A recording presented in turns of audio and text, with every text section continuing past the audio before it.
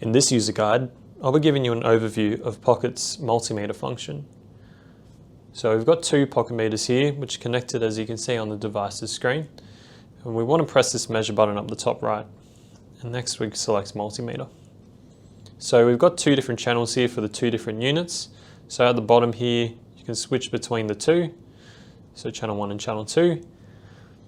And we'll give you a quick run through of the modes now. So just press the mode button on the right, and you can see all the different modes. So you've got voltage, DC and AC, resistance, current DC and AC, temperature, capacitance, which is grayed out since Pokit Meter can't do capacitance, but Pokit Pro can.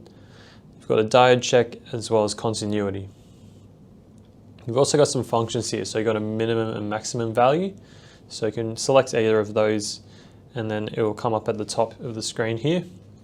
And that'll just track the minimum and maximum values that you reach throughout your measuring. If you want to hold a particular value, you can press the hold button up at the top here, and that'll just hold the value that's on the screen at the time. You can press it again to release it.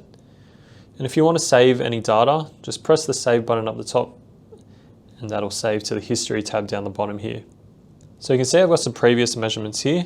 So just press the I button on the right to view any of them. So you can see that there, and that there. And if you want to export any of these, just select the ones you want to export. Press this export button up the top here. You can send it to other people. You can send it to or via message, via email, or you can just save it straight to your phone by pressing Save to Files. You can also delete any saved data you like by pressing the one that you want to delete and pressing the bin button up the top here, and that'll just delete that data. And that's a quick run through of Pokit's multimeter function.